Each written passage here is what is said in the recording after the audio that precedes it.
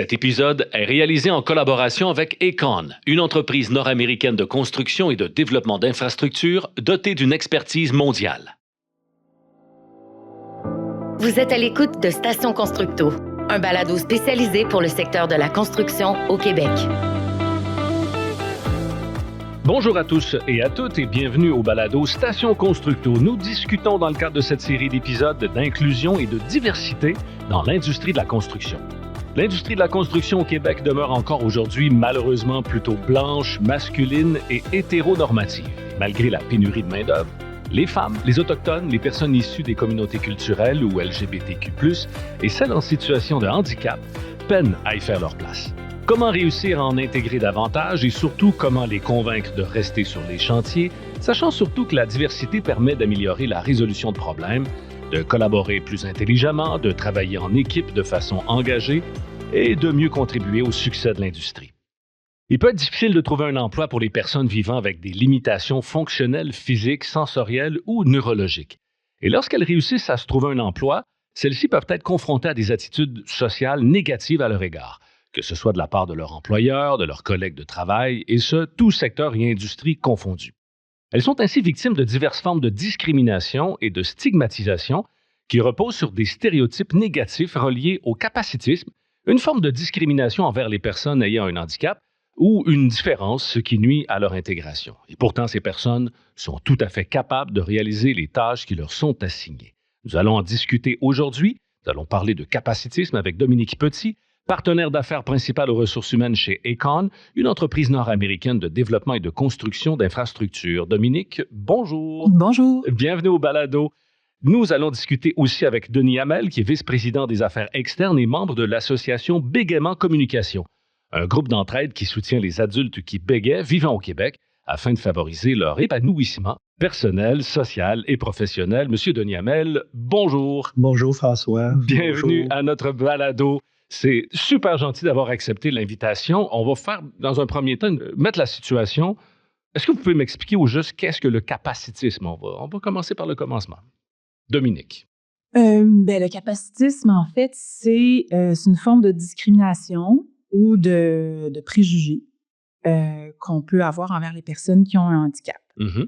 Donc, ça repose principalement sur l'idée que les personnes sans handicap sont la norme, puis que celles qui en ont un, ils sont soit inférieures, soit moins capables de faire certaines tâches, en fait. Puis c'est un terme, en fait, que moi, je connaissais pas avant que je fasse cette balado. Et je suis convaincu que beaucoup de nos auditeurs aussi. Maintenant, on en sait un petit peu plus. Vous pouvez donner des exemples au juste de capacitisme, par exemple? Que ce soit un handicap physique, donc des gens qui sont incapables de marcher, donc qui sont en chaise roulante, Oui. des gens qui ont des problèmes de surdité, les gens qui sont aveugles, et il y a des gens qui ont, comme moi, un problème de langage. OK. Donc, en quoi, par exemple, le bégaiement peut venir, je sais pas, venir interférer dans votre travail?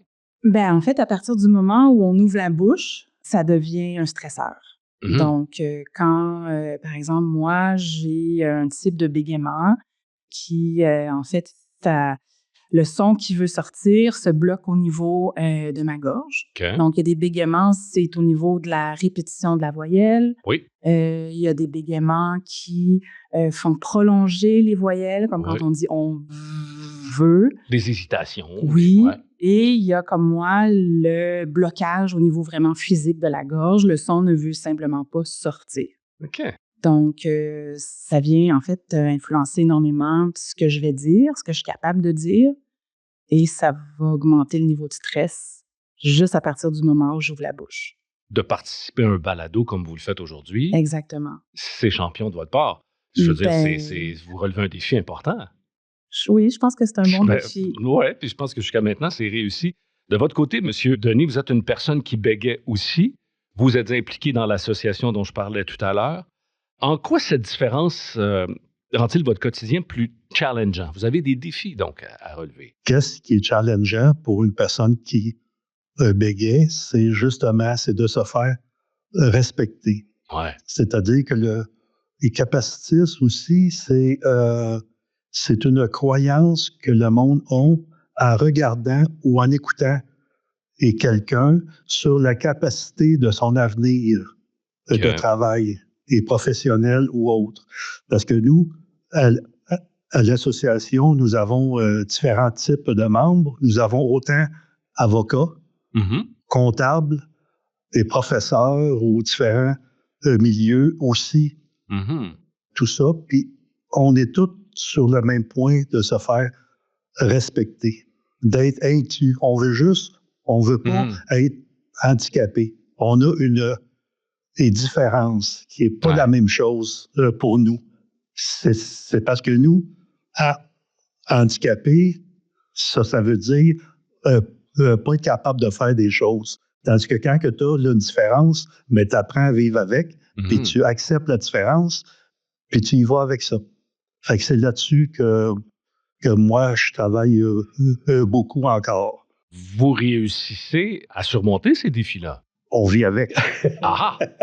C'est différent. Oui, très, très différent. C'est-à-dire que j'essaye de moins le combattre. J'essaye d'aller, que le bégaiement soit libre, qu'il s'exprime comme qu'il veut, puis que moi, j'ai juste à avoir une attitude qui fait que tu puisses me comprendre, que je te regarde des yeux. Ça fait que si on fait ça, le bégaiement, c'est juste une différence. En effet. Il n'y a rien d'autre à ça.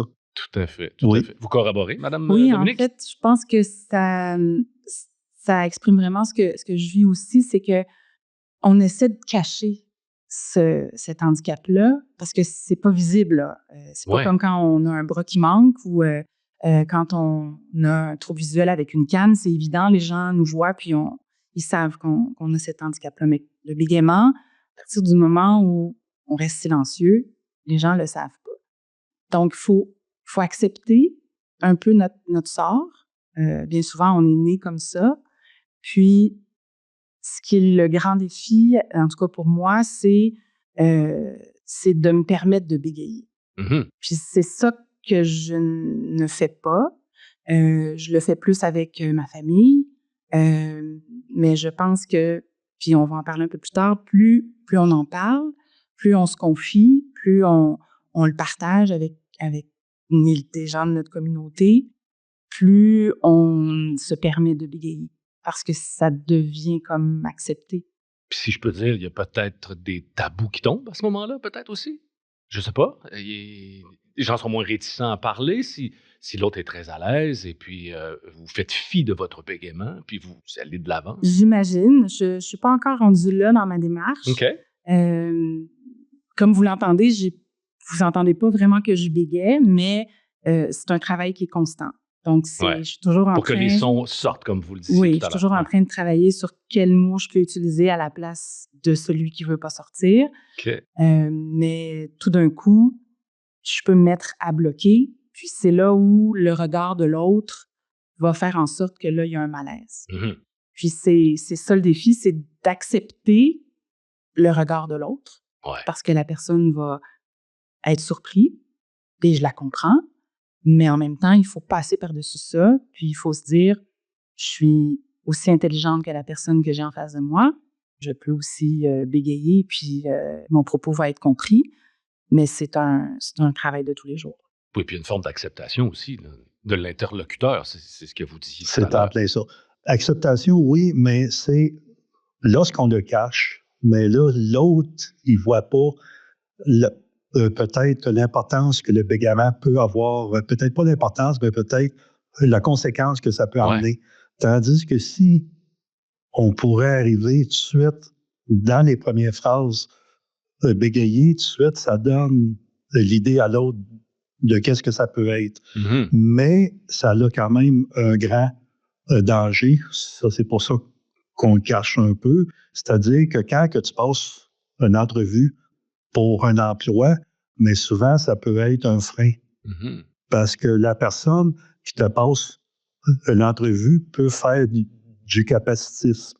Donc, peut évaluer avant même que tu aies eu la chance de faire tes preuves que non, c'est pas un candidat et pour nous. Puis ça, c'est un gros frein que je trouve très, très triste parce que moi, dans la construction, qu'est-ce que j'ai vécu, c'était des freins comme ça. Mhm. C'est-à-dire que oui, dans les chacs, j'ai déjà eu des remarques. Arrête donc de parler, tant qu'à parler de même, arrête de te parler. Ah ouais. Ça, c'est une chose. Et la deuxième qui m'est arrivée, la pire, puis ça, je me suis arrangé avec la personne après coup, c'est-à-dire que j'ai eu un coup de grinder, un petit peu de poussière, Ouais. mais un petit peu trop de poussière sur moi. C'était une façon un peu de mettre à l'écart Ouais. l'autre personne. Donc, nous, quand tu as une différence, il faut que tu travailles très, très fort. Donc, Pour l'intégration. pour l'intégration. L'acceptation. Donc, si tu es un entrepreneur puis que tu engages quelqu'un qui bégaye, mais il faut que tu saches que cette personne-là, elle travaille plus que les autres. Donc, elle va avoir un rendement parce qu'elle va vouloir se faire accepter. Il y a je comprends donc. Il y a une Donc, volonté, elle va travailler et beaucoup plus. Ah, c'est tout ça ce que vous dites. Et puis, la personne aussi, elle parle moins. Oui. Donc, il n'ira pas expliquer sa fin de semaine pendant 15 minutes parce que c'est trop demandant. Oui, je comprends. Les entrepreneurs, est-ce qu'ils, de leur côté, font une espèce d'accommodement pour vous faciliter la vie? Je parle en général, les gens qui ont des handicaps et des... Bien, je pourrais dire, dans notre cas, sur nos chantiers de construction, on essaie le plus possible de donner la chance à tout le monde. Ouais. Mais pour ça, il faut qu'on soit au courant des handicaps des gens. Mhm. Puis ça, bien, il faut que la personne soit prête à en parler, soit prête à le partager, ce qui n'est pas toujours le cas. Donc, c'est souvent ça le défi qu'on a en tant qu'employeur. Mais chez Econ, on a cette philosophie de dire tout le monde a ses forces, tout le monde a des choses avec lesquelles elles sont plus à l'aise, qui préfèrent être plus dans les détails, des tâches répétitives. Ouais. Donc, selon les capacités de chacun, on arrive toujours à se dire, bien, il y a une place pour tout le monde. Mm-hmm. Règle générale, est-ce que vous avez été bien accueilli dans votre milieu de travail? Vous, M. Denis, vous êtes à la retraite? Oui, je suis à la retraite actuellement. Ben, dans le milieu de travail, j'ai toujours été bien accueilli parce que j'étais un travailleur très, très, très assidu. Okay. Il a toujours fallu que j'en donne un peu plus que le client en demande. Donc, quand j'ai été à contremaître pendant 3 ans, c'est là que j'ai eu plus de problèmes. Parce que quand tu as un bégaiement, que tu as une voix qui hésite, mais quand tu as 6 personnes à ta charge, bien, d'expliquer le travail qu'il y a à faire, c'est pas évident. Ça passe pas de la bonne façon. C'est challengeant, comme on parlait tantôt. C'est challengeant. Pour moi, ça a été énormément. C'est au niveau de votre crédibilité, en fait, que ça en prend. Oui, c'est en plein ça. Parce que souvent, la personne pense que la façon que tu parles, la façon que tu expliques le travail, ben, tu n'es pas capable de le faire. Ouais. Parce que ta voix hésite, ta voix bafouille, ta voix... Donc, tu n'es pas capable. Comme tu n'étais pas en contrôle de tes affaires. C'est en plein ça. Ouais. Pour eux, il y avait un manque de contrôle. Ouais. Puis pour moi, mais ça devient assez frustrant parce qu'ils ne faisaient pas ce que je demandais. Mm-hmm. C'est une question de perception aussi des gens. Ben absolument. Des gens qui vous entourent dans votre travail quotidien. Absolument. Moi, j'ai un peu ce même défi-là, mais quand j'ai besoin de parler en anglais, donc j'ai quand même un niveau d'anglais, je dirais, intermédiaire, mais je suis pas en mesure d'utiliser les mêmes stratégies que j'ai en français, c'est-à-dire en français, quand il y a un mot qui bloque, je suis capable d'aller chercher un autre mot dans ma tête puis le remplacer. Ouais. Mais en anglais, mon vocabulaire est moins grand. Donc, je bégaye énormément en anglais. Et là, c'est très frustrant parce Double défi. Double défi. C'est très frustrant parce que, je donne l'impression de ne pas être en contrôle de mon dossier. Quand j'essaie d'expliquer quelque chose, quand j'essaie de faire valoir mon point, j'y arrive pas. Mais ce n'est qu'une question de langue, là, ici, ou une question de stratégie. Est-ce qu'il y a eu de la raillerie, de la discrimination dont vous avez été soit victime ou témoin au cours de votre carrière? C'est curieux, moi, je n'ai pas de souvenir de ça. OK. Non. J'ai toujours eu simplement, comme je disais tantôt, le regard de l'autre. Mm-hmm. Puis c'est pas de la discrimination, ou ce n'est pas un rire, ou c'est vraiment une surprise. Et là, j'essaie de manœuvrer autour de ça. Mais j'ai jamais eu... C'est sûrement arrivé dans mon enfance, mais j'ai pas de souvenir de ça. OK. De votre côté, M. Denis? Ben nous, entre hommes, il n'y a pas des moqueries, mais il y a plutôt de me mettre en position inférieure. Ah oui, je comprends. Oui, juste en parlant. OK. Sans même rien faire, sans faire aucun geste. On est assis à une table, on parle, puis entre adultes, ça passe pas. Je comprends. Oui. Surtout qu'en tant que contremaître, vous avez terminé votre carrière en tant que Non, j'ai pas terminé. J'avais été contremaître 3 ans, puis après ça, OK. je suis devenu OK. un Est-ce travailleur. que si vous étiez, ça m'ouvre une porte. Oui, Quand vous aviez le casque blanc sur la tête, oui, est-ce que c'était plus challengeant? oui, Plus difficile? oui, Ah oui? oui. Parce que vous représentiez l'autorité? L'autorité, c'est en plein ça. OK. Donc, le défi est double à ce niveau-là. Les principaux enjeux, selon vous deux, d'inclusion des travailleurs avec des limitations de fonctionnement physique, sensoriel, neurologique, quels sont les principaux enjeux pour ces personnes-là? Mais si on parle du milieu de la construction, le principal enjeu, je pense que c'est la sécurité. Ah, OK. Donc, on sait comment les défis sont grands au niveau de la sécurité, puis que ce soit au niveau de la surface de travail, les outils qui sont utilisés. Une personne qui est en chaise roulante, par exemple, et qui voudrait intégrer le métier de la construction, c'est quand même un grand défi. Mm-hmm. On a déjà eu un travailleur qui souffrait de surdité. Pas de surdité complète, mais de surdité quand même, qui nous a obligés à le positionner justement à un endroit où c'était un endroit dont on était certain que c'était sécurisé, et puis qu'il n'y avait aucun danger ni pour lui, ni pour ses collègues. Donc, il faut toujours garder ça en tête quand on intègre quelqu'un qui a un certain handicap. Ça fait partie de l'intégration aussi, des amener au bon endroit, au bon moment. Absolument. Peu importe l'handicap. Absolument. Qu'est-ce qui a été observé du côté de l'association, M. Denis? À l'association, nous, le fait que c'est des personnes qui bégayent, mais on force plutôt sur intégration. C'est-à-dire que c'est une différence. Donc, il y a sûrement moyen de faire quelque chose. Mm-hmm. Donc, si tu es un contremaître, il faut que tu parles là, au téléphone pour que tu commandes des pièces, mais tu es capable d'aller dans une pièce à part, dans une petite salle, pour faire tes commandes. Être donc, plus tranquille. Ça serait peut-être le petit point que les entrepreneurs pourraient faire, de dire, OK, cette personne-là est plus à l'aise si elle est dans une pièce, elle pourrait faire ses petits coups de fil.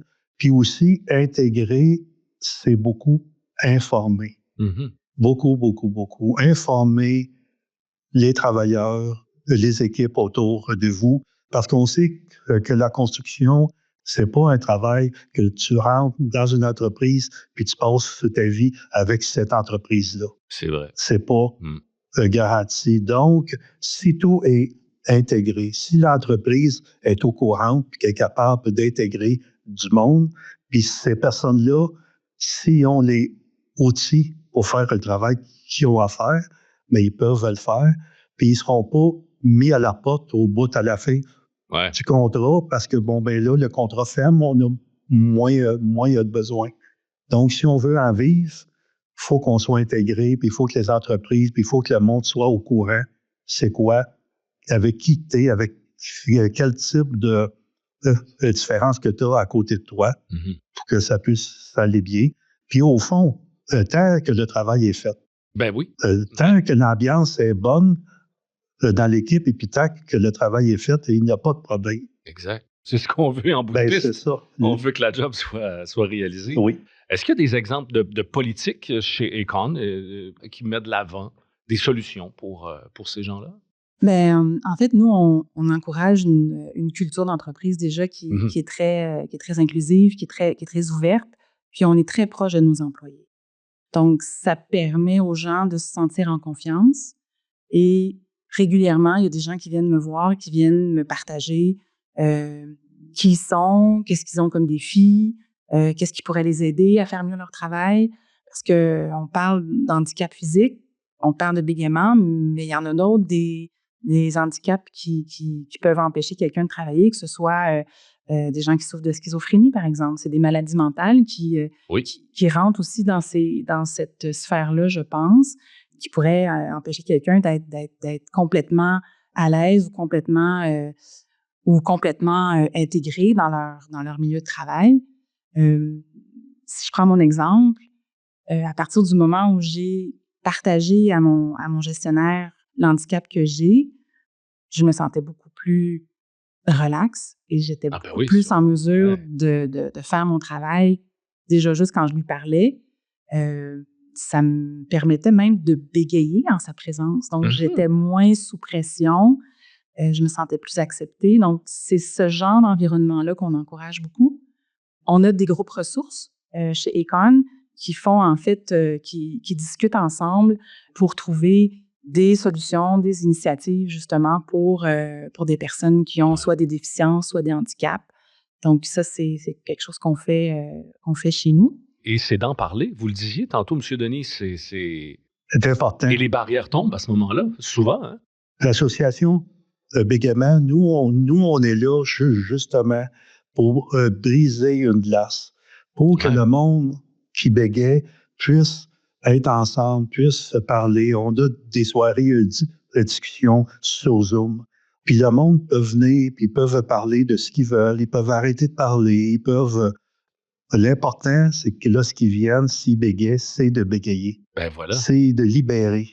Et plus que tu pratiques cette approche-là, plus que tu es mieux et plus que tu es ouvert, donc tu es capable d'en parler à ton entrepreneur. Puis je pense que là, la pression baisse. Tout à fait. Effectivement, après une journée de travail, oui. C'est fascinant comment je me rends compte à quel point j'ai travaillé toute la journée à essayer de ne pas faire paraître mon bégaiement. De masquer ça. De masquer ça. Oui, ça doit être un job à temps plein, ça.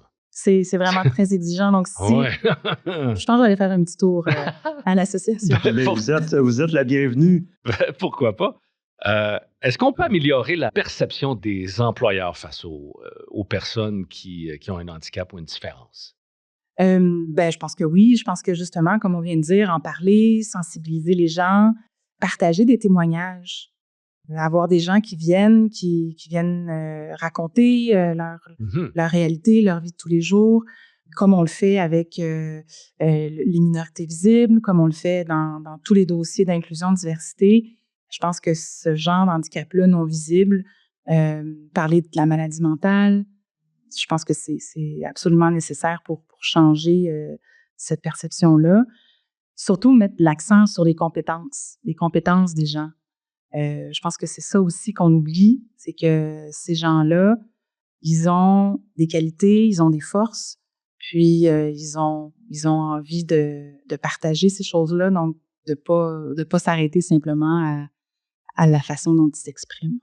Tout à fait, puis ils peuvent avoir autant d'expérience et de qualifications que n'importe qui, peut-être même davantage. Mm-hmm. Moi, je dirais même que le bégaiement, chez moi, a développé des qualités, c'est-à-dire que je suis considérée comme une personne qui a une bonne écoute. Même mon type d'humour s'est développé en fonction, je dirais, d'une telle façon parce que je bégayais. Non, je ne suis pas capable de raconter des longues blagues qui finissent plus, mais j'ai un humour un peu plus du tac au tac. Donc, j'arrive plus à pitcher un mot ici et là. Donc, ça a vraiment forgé ma personnalité.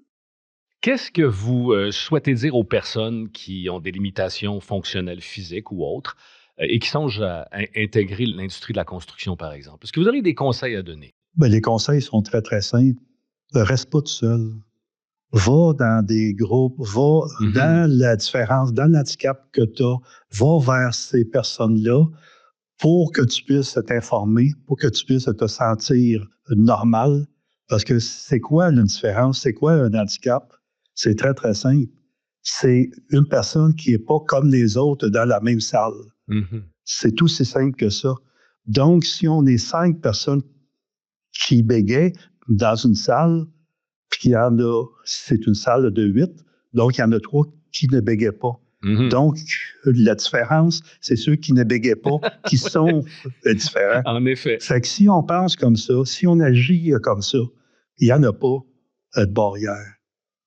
Donc, moi, je dis, avancez, allez vers du monde, restez pas seul, restez pas isolé, informez-vous, c'est quoi votre différence, soyez lucide, mais pas c'est pour mettre une barrière. Juste pour que tu saches l'effort que ça peut prendre. Puis oui, tu peux aller suivre des cours. Oui, tu peux aller être avocat, tu peux être docteur, dentiste, tu peux être... C'est quoi que tu veux. C'est pas la différence qui va empêcher d'être ce que tu veux. Ça, c'est important.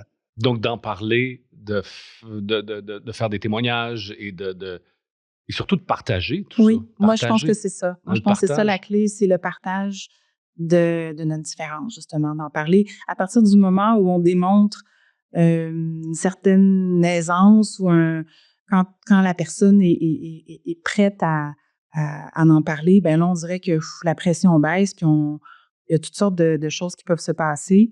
Moi, pour en avoir parlé récemment, en fait, depuis que je sais que je prépare la balado, que je dois préparer la balado, puis que je m'en viens ici pour en parler, j'ai plus tendance à en parler, puis on dirait que ça libère chez moi cette espèce de volonté de cacher ça. Donc, c'est super intéressant et ça met un terme à notre balado. C'est tout le temps qu'on a à notre disposition. Je vous remercie beaucoup de votre déplacement. Merci beaucoup d'y avoir participé. Merci François, merci. C'est ce qui termine cet épisode de notre série sur la diversité et l'inclusion. Nous souhaitons remercier Dominique Petit et Denis Hamel pour leur participation à cet épisode. Nous remercions aussi Aecon, notre commanditaire, avec qui nous avons travaillé en collaboration pour réaliser cette série. Suivez-nous sur les réseaux sociaux pour rester à l'affût de la sortie de notre prochaine série d'épisodes qui portera quant à elle sur une toute autre thématique. Tous nos épisodes sont également disponibles sur portailconstructo.com, section balado. À très bientôt.